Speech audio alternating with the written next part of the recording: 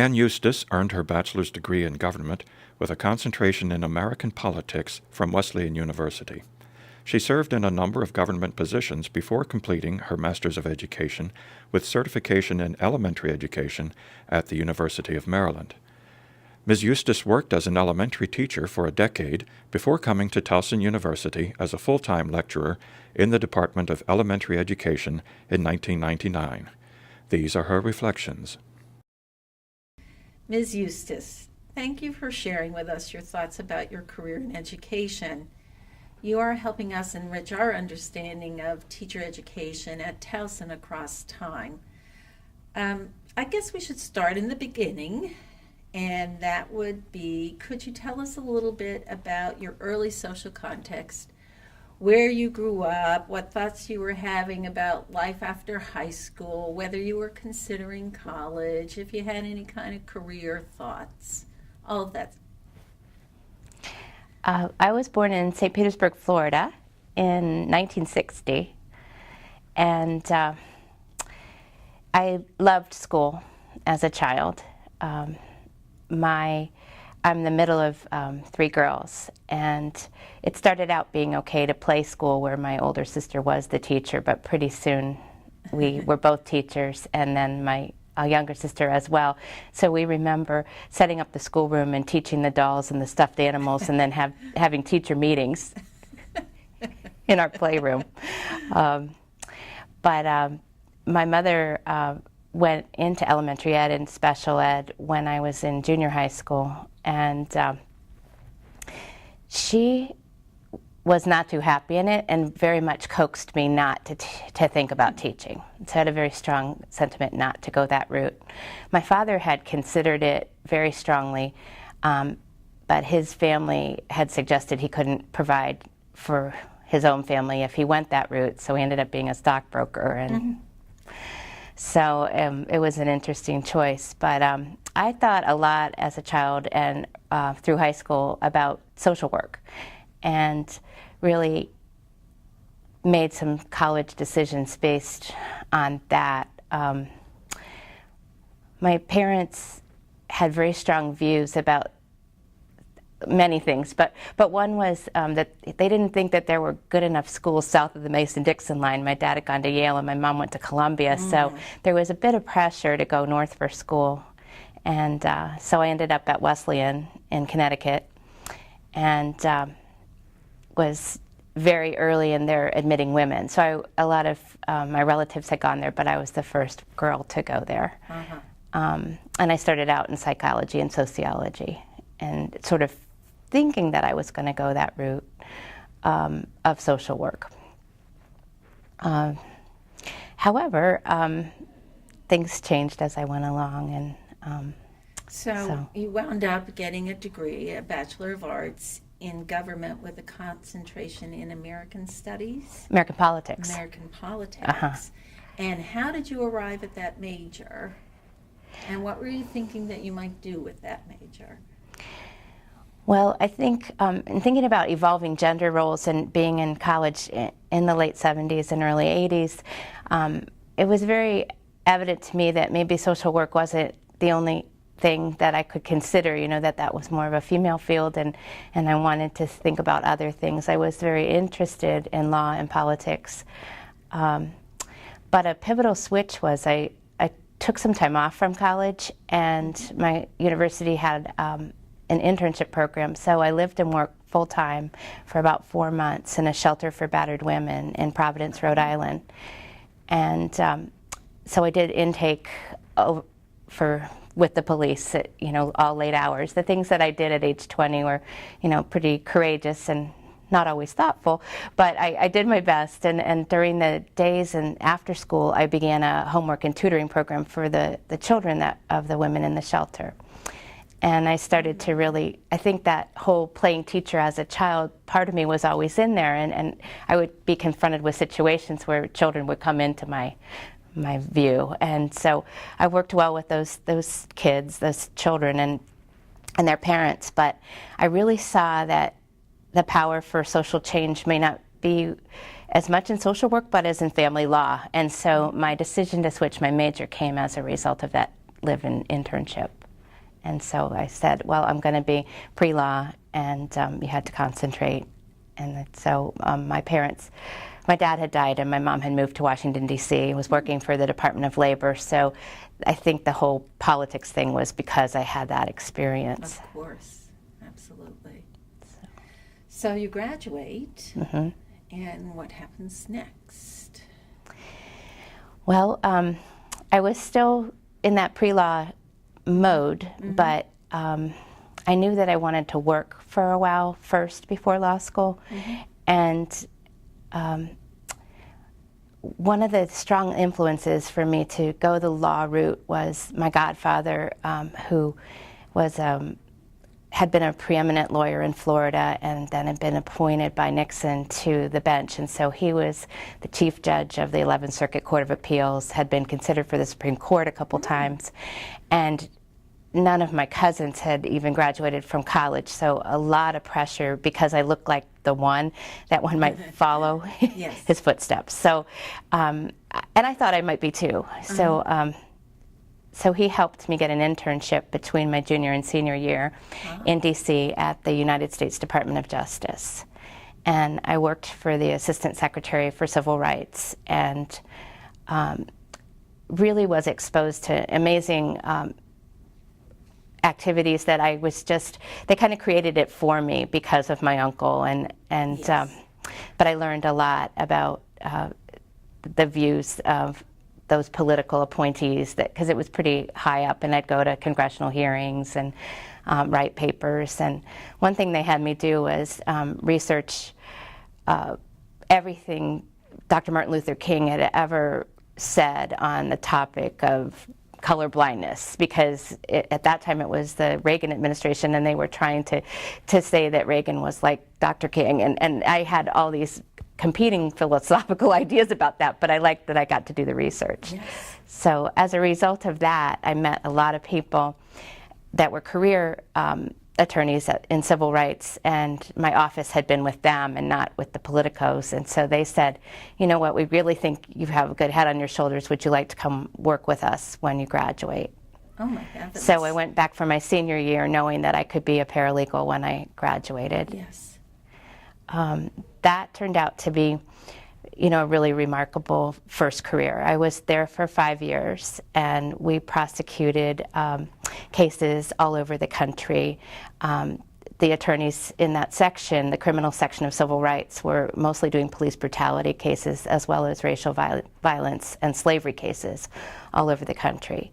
And so they were like assistant U.S. attorneys, and they would go and do the specialized prosecutions. And I was responsible for preparing the witnesses and all the documents and legal research. And so the things I got to do as a paralegal, there were not many lawyers that would ever have gotten to do. So it was hard not to want to stay. Yes, absolutely. So, and I compelling work. Right, and I actually had the chance to either become a teacher or work on the Rodney King prosecution in L.A. and so that that ended up being a very fascinating choice. But I'm glad I made the one that I did. So, but it was that level of cases, and so very prominent public.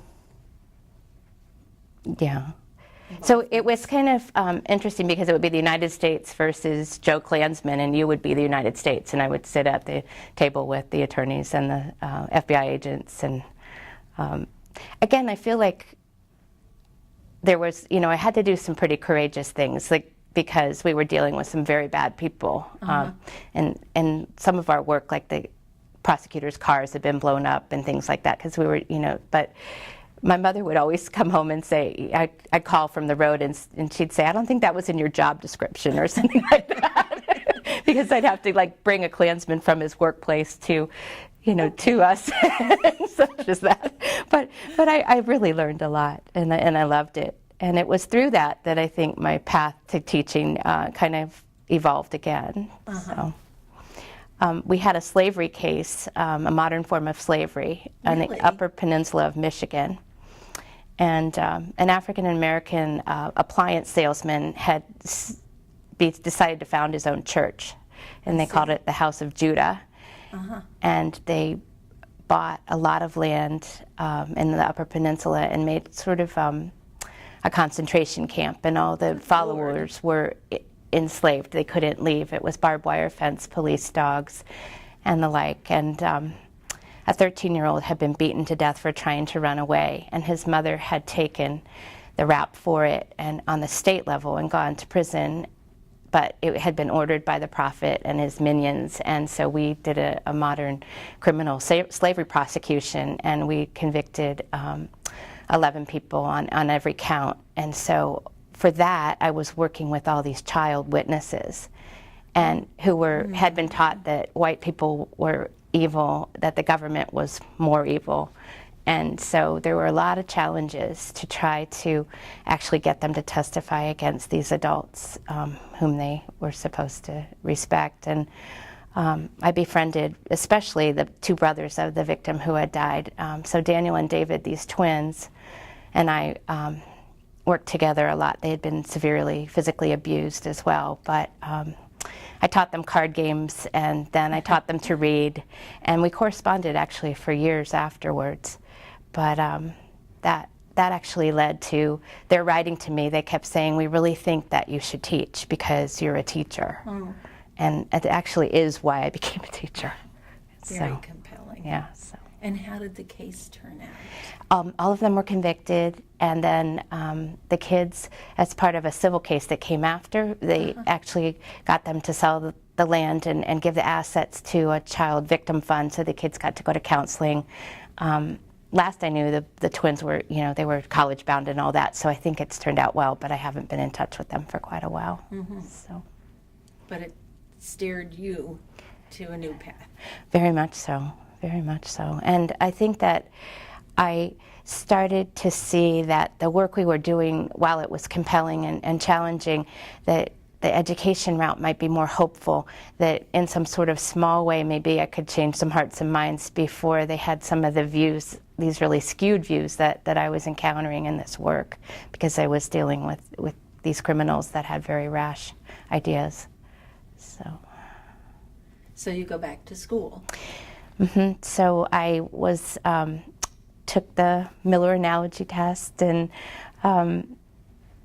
I remember feeling guilty that I had done so well on it, because I think that I felt like I came from such privilege, and I could see like civil rights issues in the test because they were asking me about comparing art museums in Europe to one another, and I thought, well, okay, because I've been several times and I knew them, that I could answer that, but it was still good, because I felt like if I was going to do well, then I could be on this next path. Yes. And so University of Maryland had started a master's certification program 3 years before, and it was highly competitive to get in, so you needed recommendations and good transcripts from your undergraduate, and as well as some kind of test, either GREs or Miller. Mm-hmm. And it felt very exciting to be part of something so early on, because the people who had founded the Master's Cert program were all my professors. My advisor was Richard Ahrens, who wrote Learning to Teach, and he wrote it for us, and so we piloted this book. And curiously now at Towson, many of my colleagues use the book that my advisor wrote because I brought it to them, so it's kind of neat. But my colleague and I are actually in the book. Our action research was in the book that Dick wrote, and it was really fun because it was us as graduate students going through a very intense 13-month program to change careers. So we did 2 summers plus the academic year, and in that time you got both initial certification and the MED. Okay, it was an MED. Mm-hmm. In curriculum and instruction. So we had not moved to that notion of an MAT yet. That was sort of maybe... Well, College Park was deciding, because they were College Park, where I was studying, that the MED was the route they wanted for this alt cert. Yeah. And do you know if that program's still in place? Very much so. Okay. I've had the opportunity to instruct there in some summers, kind of come back in a different role. And yes. And now with some of the work I do with... the Ed TPA, or Teacher Performance Assessment, I'm involved with some of my colleagues from College Park, one of whom had been my student in one of those summer classes, is now on the faculty in master's cert, so it's Wow. fun, yeah, to see. Did you have to do any kind of student teaching as part of that program? We had more traditional than what I've experienced since, but 15 weeks, and I was in 4th grade in Howard County. And were you in the same grade, the same school, the whole 15 weeks, or did you? we had, thanks for jogging my memory, but 1st grade and 4th grade, both in Howard County, so I did 2 different schools. So yeah, like a 9 and a 6 type of thing. I did the 1st grade first, and then the 4th grade. And I think that I kind of saw that my interest, if I could pick, would be with intermediate grades. Maybe just more, not that I didn't enjoy the younger ones, but I think it was more of just a natural fit for personality. Absolutely. So when you finished, you must have applied for teaching positions, and where did you wind up? Well, that's an interesting question, too. I still had my white hat on, I guess, or whatever, wanting to do good. So I tried to apply to Washington, D.C. schools, and nobody had ever tried yet to come with an alt cert or an alternative certification. Really? And so they didn't know what to do with me. And they said that if I'd come just with my bachelor's in government and applied without certification, they would have been able to hire me the next day. However, because I was trying to come fully credentialed and with the master's, they didn't know what to do. Right. So they stalled, they lost my application. It ended up very late in August, and I didn't have a job. So my university supervisor was Frank Lyman, who had invented Think, Pair, Share. And so he helped me apply to some other districts and got me some interviews right away, both in Howard County and in Prince George's. Howard, I got a call and they said, come and sign all your papers. And so I was coming from Silver Spring up by the 25-mile drive. When I got there, the superintendent, ironically, Dr. Hickey, had told him that they couldn't issue any more open contracts, that they had oversubscribed. And so the contract wasn't there just in that time span that I had driven. And so I really tried to be optimistic, but it was very disconcerting. And so I went ahead the same day to the Prince George's interview, and they hired me on the spot.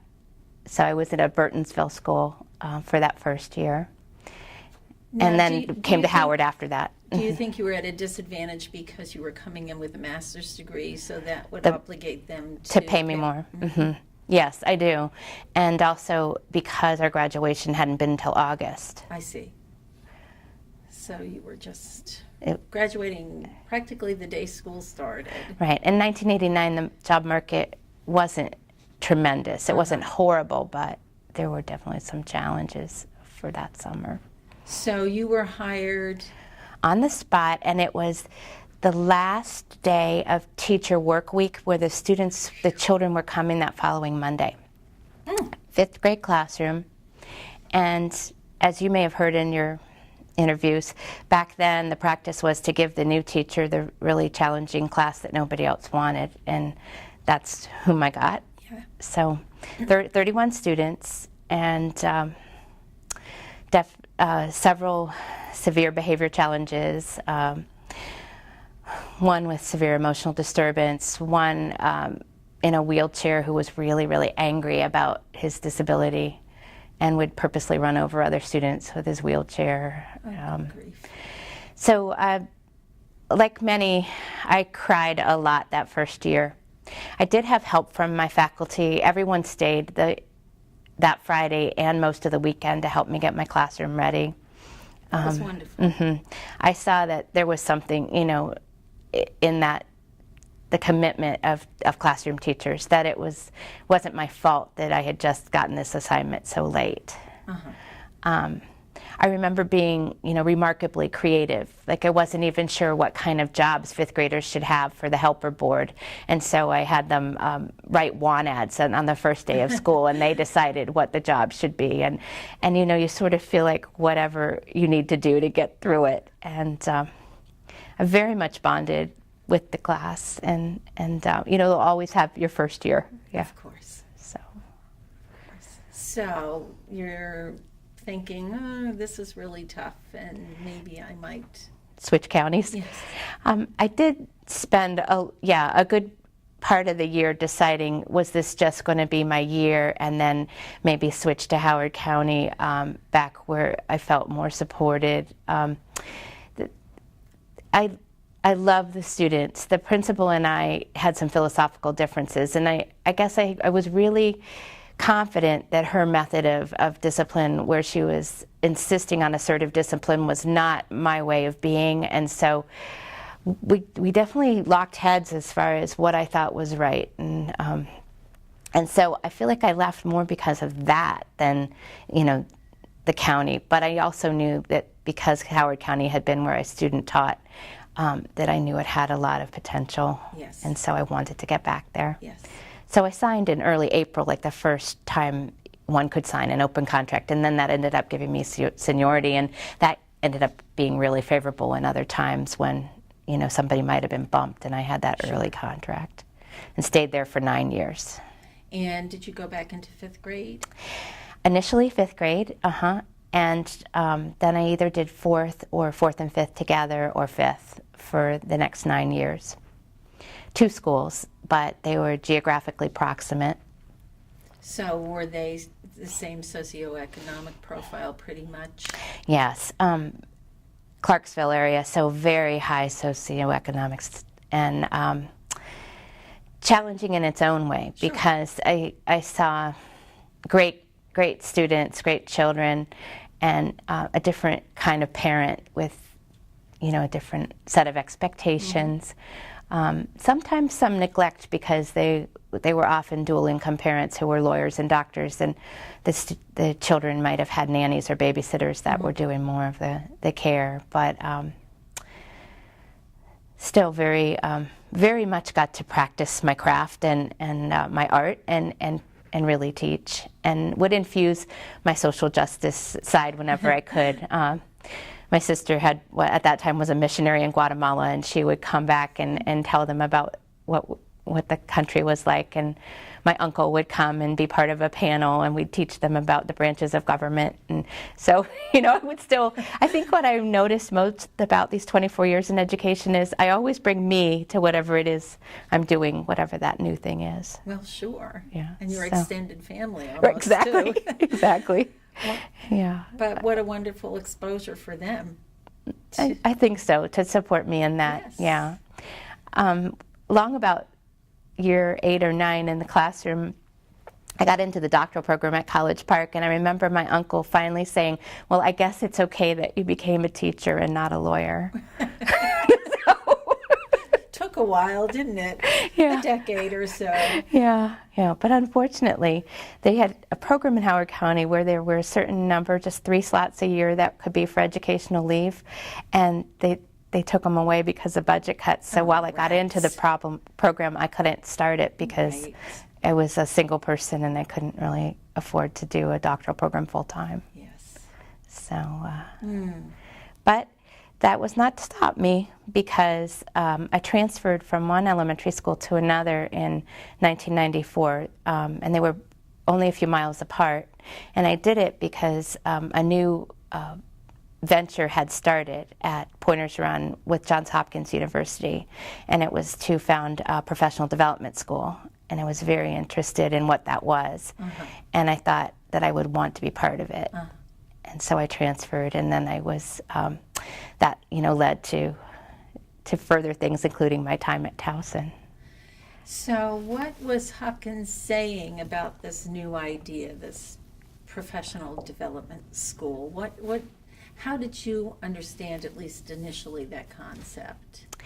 Well, we were going to be about becoming true partners as far as school-based people and college people, and there would be much less of a division and much more of an infusion where we could not just infiltrate each other's worlds, but actually bring what we each knew to the other in a way where preparing the pre-service teachers was indeed your first order of business, but it was never intended to be your only order of business. That we were going to look at teacher professional development for all the staffs of your sites, as well as maybe helping the university professors with their development. And the big prong that I loved and that caught me was that because we were going to be partners, it was going to be done in an environment that valued inquiry and action research, and as well with the sole, or I guess singular focus on student achievement. So with those 4 ideas, I thought this really makes sense. And it's something that I think I would be good at. When I had my exit interview from graduate school way back when, Frank Lyman said, "What do you want to be when you ultimately grow up?" And I said, "I want your job." So it was like I always knew that somehow, I was going to get back into that wearing the university hat, but looking at it with the clinical lens. And I saw that the PDS might actually be the way that I could fulfill that dream. Yes. And you stayed on the teacher side, on the county side of this, with Hopkins for 4 years.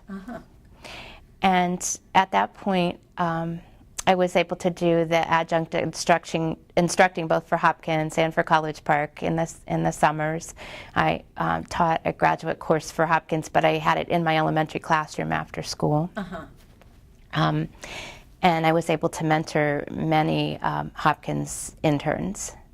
And they really introduced, and I think it's because of Hopkins' strong stance as far as its medical background, where we were to think of it as a teaching hospital, that the professional development school was like a hospital. And so the interns were interns, mentors were mentors. It wasn't cooperating teacher and student teacher. We conducted something in my elementary school that we called the operating theater, and it was like grand rounds. And so we would, sometimes with me and sometimes with their university supervisor, we would go around and actually observe other classroom teachers in a group of interns, and then debrief with that classroom teacher afterwards and look at best practices, and then he or she would come to seminar and kind of work with them about some of the things they were trying to implement.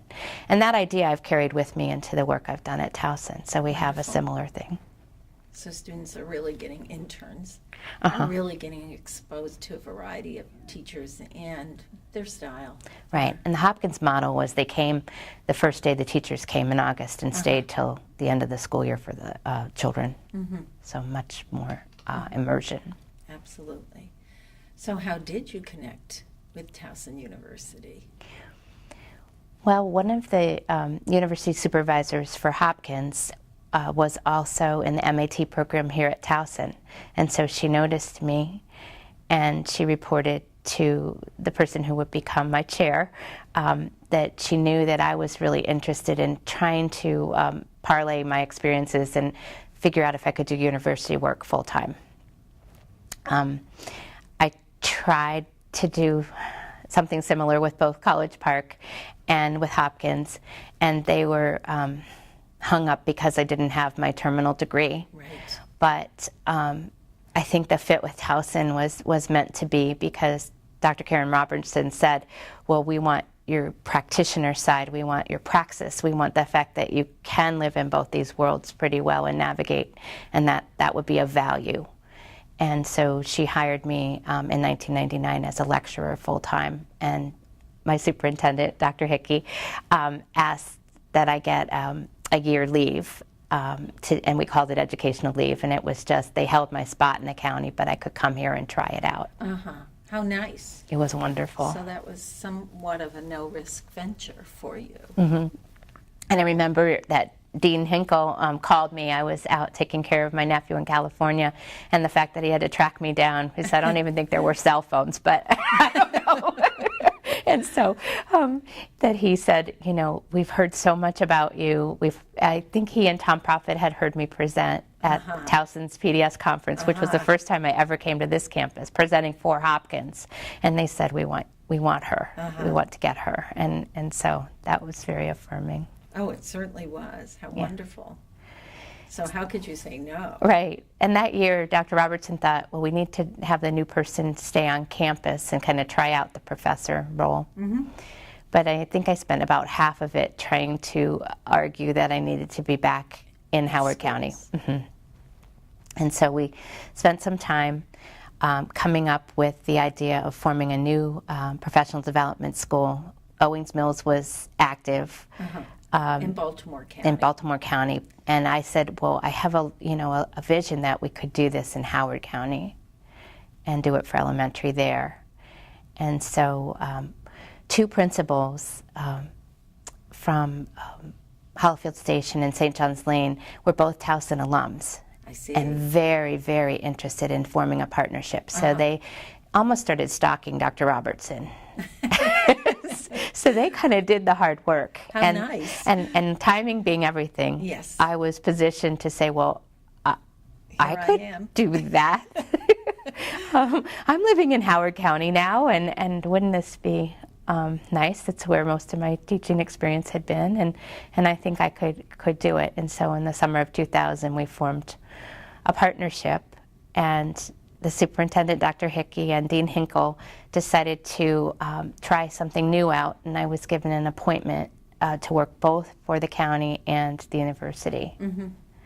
On paper, I looked like I was still a classroom teacher with all my years in my education, and so I was being paid very well, and got retirement and benefits, and the university just paid half of that to the school system, and I held that for 3 years. And what schools were involved in that initial PDS? Initially, it was St. John's Lane Elementary and Hollifield Station Elementary, both in Ellicott City. They're only about 2 miles apart.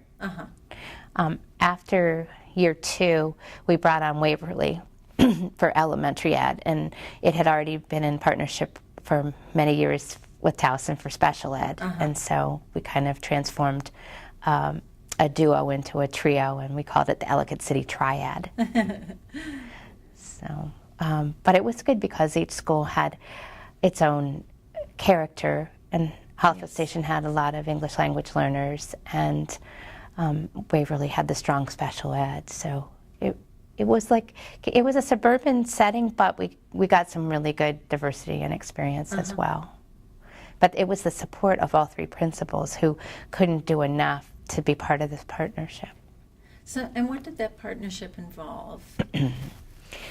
Well, we decided to try to test out some newly created professional development standards that I had been part of a team along with Dr. Robertson and Dr. Gartland, a lot of people working for the state of Maryland over the course of 3 summers to figure out what a professional development school really could and should be and how to measure it.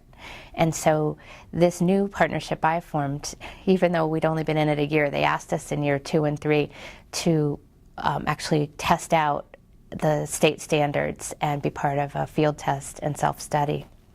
So we did the equivalent of the NCAPE visit after only 2 years. And how did that go? We received great accolades, and it's actually interesting because our current dean is asking if I can bring him the artifacts we collected and the reports and all that, because there seems to be a need to relook at it now. So it goes to show being a historian like yourself can be a good thing, because when you have institutional knowledge, sometimes it helps. And, it certainly does. So but we I don't reinvent. Right. But one thing that I was charged with from the state level was to be part of a team that was focused on, initially they called it diversity, and I actually amended it so that we called it diversity and equity. And so, again, how I say that you always bring you with you. It was interesting because somehow I was picked to be on that standard, but it was really where my heart and soul were. And so we looked at ways that the interns would be getting equitable experiences, as well as students really looking at equity. And that's something that I've carried in my work today, where even if you're partnering a rather rich school with a not so rich, that you make sure that in the partnership that you really look to level the playing field and provide what is needed is what is fair, versus it's not always what is the same is what is fair. And so I think that's been a big part of me and how we've learned and grown. The self-study allowed me to do a tremendous amount of networking around the state, and kind of learned that, I really am part of something at Towson that is of value and needs to be replicated. So. And that you probably have kindred souls at other parts of the state. Right. So the MSD folks that are in charge are actually still in charge. So they have reconnected with me. So some things I'm doing now have brought me back with some of my early adopter people, and that's been fun. Mm-hmm. Absolutely. What else do we need to talk about? What things haven't we reached or covered that you especially want people to hear, to know about?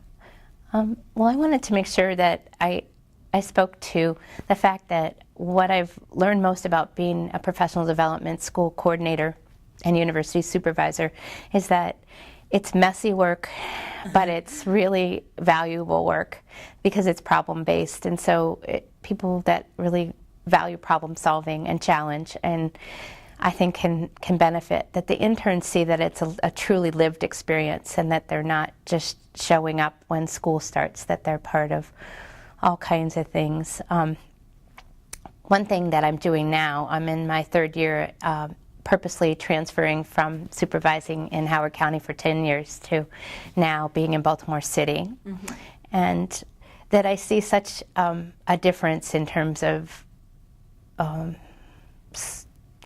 don't know, sometimes physical plant or, sure, amount of resources and parent involvement, but not always. I don't want to generalize, but there are definitely differences. But I see that the students, the children, are so much the same, and it's really reignited my passion for teacher ed to be in this urban environment and to kind of carry that equity stance again. The interns that I have now are really collaborative. They saw that in our one site that's south of Federal Hill, that there had been money given and foundation money given for a Weinberg library. And so a new multi-million-dollar library opened up, and the governor and a lieutenant governor and CEO and the professors were all there to do this great fanfare in September. At the same time, our new school, Armistead Gardens, had no working library. And the interns were asked to clean it just so they could have some meetings in there. But the librarian had been fired the year before for malfeasance and for books just walking. And so as their social studies methods professor, I challenged them to conduct a pay it forward project like the movie. And so I gave them $50 of my own money, and I said, could you do something with this? And I'll support you. And we ended up in early November having a grand revealing and grand opening of the Armistead Gardens Library. The interns, their parents, their friends, the art department at Towson, we completely remade the library. 4,000 books were donated. We're working now on getting parents and retired people in the community to learn how to do the circulation part so that it can be functional that way. But we've remade a stage, and we have murals, and we didn't tell the principal, we wouldn't let him in, and so he came to the reveal with his young son who's part of the school, and to say that there were tears would be an understatement, but our dean came, and so I feel really proud because we've started something and we're making a difference, and all of the interns feel very much like the city is where they want to teach. Mm-hmm. So for me, I think it was sharing that and just saying again that this is the best vocation ever, but it really is a vocation. I think you have to want to be a teacher to be a good teacher, because it's not about what the world values in terms of money or standing sometimes, but it's a remarkable and vibrant career. And I think you're always creatively challenged, and I would just want other people who are going into it to know that what I've learned is that you do best if you're humbly confident, that it's not an oxymoron, that you're humble but you're confident, because you can make a difference. So. Thank you. Thank you.